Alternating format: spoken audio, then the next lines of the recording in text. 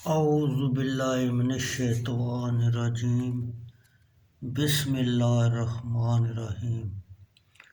بخاری شریف جلد سوم حدیث نمبر 1495۔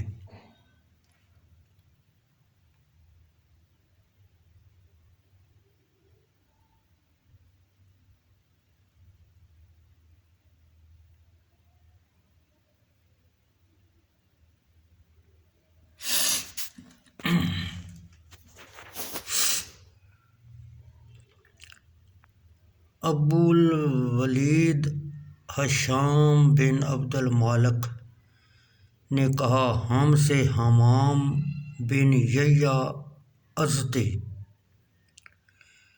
نے قتادہ بن دامہ سے، انہوں نے انس رضی اللہ تعالیٰ عنہ سے، انہوں نے نبی اکرم صلی اللہ علیہ وسلم رؤوف الرحیم صلی اللہ علیہ وسلم سے روایت کی۔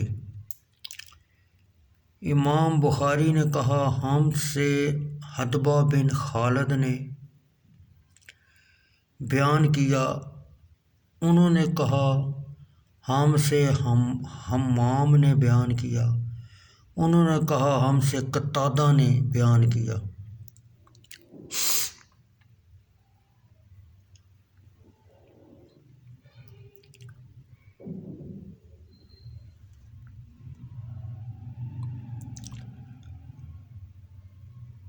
قتادہ نے بیان کیا، انہوں نے کہا، ہم سے حضرت انس بن مالک رضی اللہ تعالیٰ عنہ نے نبی اکرم صلی اللہ علیہ وسلم سے بیان کیا۔ آپ صلی اللہ علیہ وسلم نے فرمایا، ایک دفعہ میں جنت کی سیر کر رہا تھا، اچانک میں نے جنت میں ایک نہر دیکھی جس کے دونوں کنارے ان موتیوں کا گنبد ہے جو اندر سے خالی ہیں۔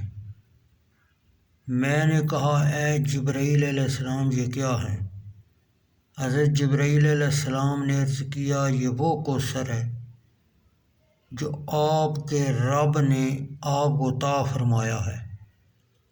آپ صلی اللہ علیہ وسلم فرماتے ہیں، میں کیا دیکھتا ہوں کہ اس کی خوشبو یا اس کی مٹی ایسی خوشبودار ہے، یعنی بہت خوشبو۔ یہ شک حدبہ شیخ امام بخاری کی جہد سے ہے، اور ابو الولید نے بلا شک تین روایت کیا ہے، اور یہی معتمد ہے۔